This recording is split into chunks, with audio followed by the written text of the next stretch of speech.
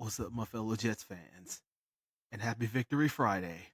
This is the latest edition of the New York Jets State of Mind podcast. My name is Malcolm Harper, aka MH Jets Fan 83.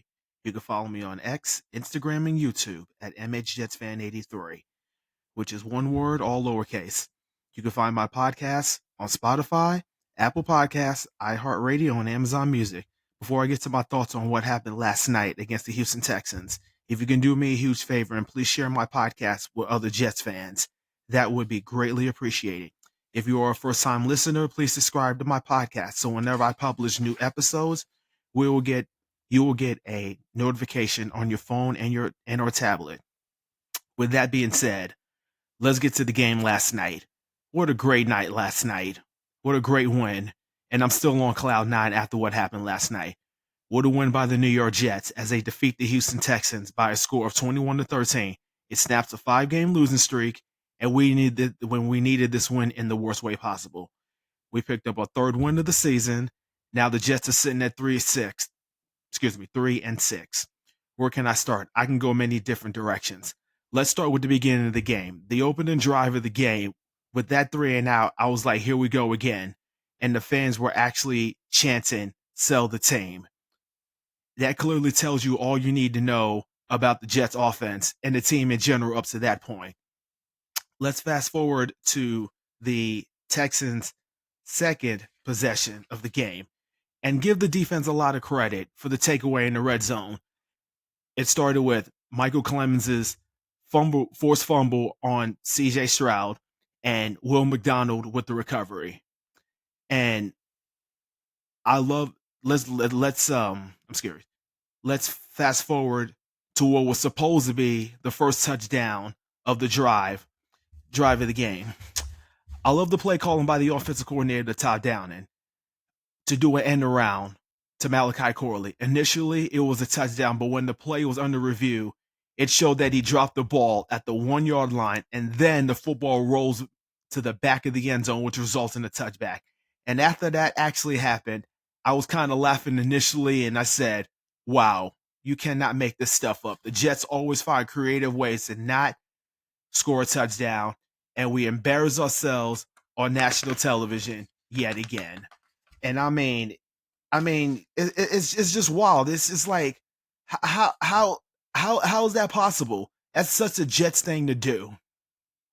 Okay, now let's get to Aaron Rodgers specifically in that first half. He was 7 for 14 for 32 yards in the first half. That is tied for the least amount of passing yards in any half where he had at least 10 attempts in his career.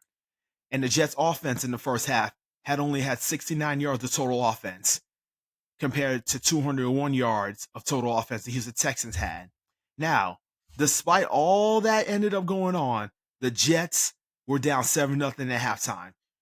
And Joe Mixon was running like a man possessed, especially on that 14-play, 98-yard drive after Thomas Morstead kicks a 75-yard punt that was down at the 2-yard line. And in this game, the Texans ran for 187 yards on 36 carries. That's 5.2 yards a carry. And my thing is, once this mini bye week is through, I'm hoping that the front office can do something at the trade deadline, which is November 5th, by the way. We need a defensive lineman to actually go and stop the run because as of right now, our run defense is terrible, man. We can't stop anybody right now. Okay, so enough for the first half. Let's get to the second half for a second. On the Jets' opening possession, the Jets go 11 plays, 70 yards, TD to cap off the first of 2 one-handed touchdown grabs by Garrett Wilson. That took 5 minutes and 57 seconds off the clock. Let's go to the next Jets possession. Another touchdown scoring drive that was 12 plays, 70 yards that took 6 minutes and 12 seconds off the clock. And they cap it off with my opinion, and I'm pretty sure you fellow Jets fans can actually agree, it's the catch of the year. On third down and 19. Well, remember what happened before that actually happened. Aaron Rodgers ended up running to the 2-yard line, and Olu Fashanu, they ended up playing guard. He never ever played a guard in his life, whether it was high school, college, or the pros. He ended up doing a pretty good job But again, Aaron Rodgers ended up going to the 2 yard line, but there was a holding penalty, an old-fashioned. And I'm not going to knock him for it. He did what he was supposed to do, but the penalty, it is what it is. Okay, now, leading up to the very next play, on the 3rd down and 19, at the Texans' 26-yard line, Aaron Rodgers throws the ball up to Garrett Wilson, and with an Air Jordan-like catch, he somehow keeps his shin in bounds. My initial reaction watching that, while I was handing out Halloween candy, by the way, to the trick-or-treaters, because I had my phone on while I was handing handing out candy to trick-or-treat. I was like, oh, what a catch by Garrett Wilson. That man is unbelievable. Initially, it was an incomplete pass, but after further review, the call was overturned, and the Jets took a 14-10 in the lead at that point in the game. Okay, well, remember that key play during that drive was that 17-yard reception on a 4th down and 1 when Aaron Rodgers just threw the ball to Davante Adams, and after he was tackled out of bounds and he flipped over, me personally, I thought he was done. So he had to go through the blue medical tent to go through the concussion protocol.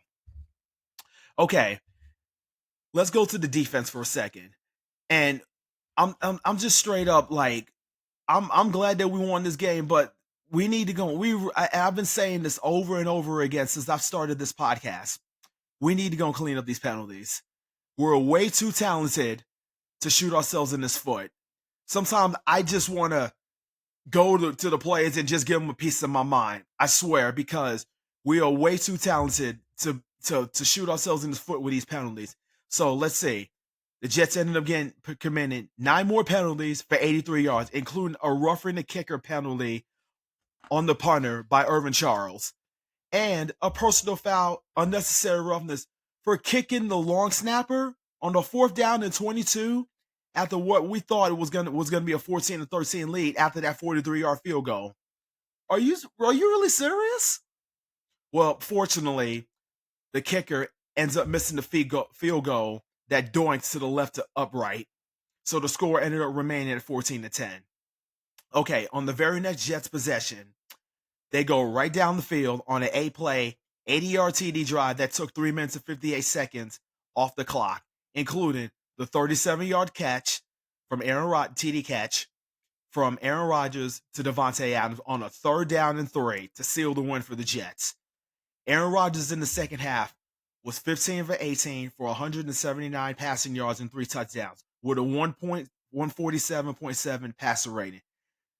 Now, the defense, let's get back to the defense for a second. The defense, they showed up and they showed out. They answered the bell. The pass rush was dominant. They had 32 total pressures, 11 quarterback hits on C.J. Stroud, and they had 8 sacks. And let me just say this. Quentin Williams, he kept the Jets in the game. Now, he finally has come along in the last few games. So he ended up recording 1.5 sacks. So Hassan Reddick and Will McDonald, they also stepped up to the plate. They stepped up in this game as well, too. So Hassan Reddick had a 0.5 sack. Michael Clemens had 2 sacks. Solomon Thomas had a sack. Jamie Sherwood, he has been lights out as well, too. So he had 7 solo tackles along with 2 sacks. He is literally flying around the field, and he has done a great job taking over the middle linebacker spot for the injured C.J. Mosley. DJ Reed also joins the party with a sack of his own as well, too. So here are the final stats for the game. Aaron Rodgers was 22 for 32 for 211 passing yards and 3 touchdowns. Breece Hall had 15 carries for 74 yards. That's 4.9 yards a carry. That's pretty good. Davante Adams had 7 catches for 91 yards and a touchdown. Garrett Wilson with 9 catches and 90 yards and 2 touchdowns. Now, I seen this tweet from Zach Rosenblatt of The Athletic. In the last 5 games, Garrett Wilson had 60 targets, 40 catches, 472 yards, and 4 touchdowns. He is on pace for 136 catches for 1,605 yards and 14 touchdowns. I've been telling people since Aaron Rodgers arrived with the New York Jets that you can make a compelling argument that if he was throwing the ball to Wilson, he would easily have 1,500 receiving yards. Remember, Garrett Wilson, in his first 2 years in the NFL, with below average quarter play, with below average quarterback play, he was able to get 1,000 yards receiving, especially his first year when he won Associated Press Rookie of the Year. And his stat line for the first year, he had 83 catches for 1,103 yards and 4 touchdowns. Last year, he had 95 yards for 1,042 yards and 3 touchdowns. So far this year, in all 9 games that he's played, he has 60 catches for 663 yards and 5 touchdowns. And it's still counting right now. And we still have 8 games left in the season. I am very, very happy over the fact that Aaron Rodgers was finally able to be aggressive and throwing the ball down the field and letting the receivers go and get it, especially when the Texans were playing man coverage. So Aaron Rodgers' post-game press conference, he said, screw it, I'm going to go throw it up to G. I think that was pretty funny. Okay, so Pro Football Focus, I seen this tweet out on X. Pro Football Focus says that Garrett Wilson had the highest grade of a 91.1, followed by Quentin Williams with 80.8, Devontae Adams with 80.1, Aaron Rodgers with 78.9, Tyron Smith with 77.6. Now, enough with all that. So, I want to give a huge shout out to my man Lonnie Siegel for the win. He always, if you follow him on Facebook, make sure you guys follow him on Facebook. He always does. When the Jets win, we go in with his 2024 pool jumps. It always makes my day, and it always keeps me hyped every time I watch those videos. So now with the win, we got a mini bye week. And then we have a road game in Arizona to play the Arizona Cardinals. I don't want to get too ahead of myself, but it's just one game. So my challenge to the New York Jets is, how will you handle this win and not let up? So I also seen a tweet on X from Rich Samin. He tweeted this morning, and he said that the Jets have an 18% chance to make the playoffs per ESPN analytics. That's 10th in the AFC. At least one team has reached the playoffs after starting 3-6 or worse through 9 games in the last 4 seasons. Those 4 previous teams were the 2021 Philadelphia Eagles, the 2022 Jacksonville Jaguars, the 2023 Rams, and the 2023 Green Bay Packers. So you're saying there's a chance, but let's see. Let's see if the Jets can actually build and stack these wins. So, with all that being said, before I get on out of here for the weekend, let's get to my favorite part of the podcast, and that's called the new follower shoutouts. I'm always a man of my word. I'm a man of the people on this podcast. So if you are a new follower on any of my social media accounts like X, Instagram, and YouTube, I will make sure to give you a shout out. Now, with that said, I want to give the shout out to the following new followers on Instagram: NY Jets Radar, King Jet 1992, Aaron _MLT, Michael Man 8819, Case 0013, and New York Jets Nation _ I would like to give a shout out to the following new followers on X. We have Tada 1973 and by Jason Klein. So far on X, I have 7 followers. On Instagram, I currently have 38 followers. And on YouTube, I currently have 9 followers.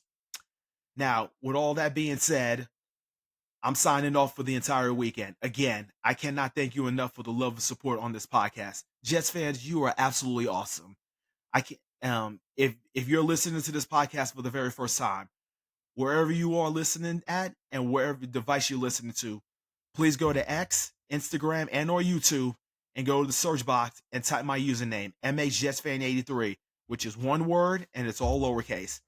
I will be posting this episode on Spotify, Apple Podcasts, iHeartRadio, and Amazon Music. I will also be posting this video of this podcast on my YouTube page as well too. So if you guys don't have any of those, you can watch this video on my YouTube page. So with that being said, enjoy this one, Jets fans. Enjoy your stress-free weekend, because I know I will. I will be back next week to break down the Week 10 matchup or road game against the Arizona Cardinals. So until then, y'all have a great weekend. And as always, JETS, Jets, Jets, Jets. Take care.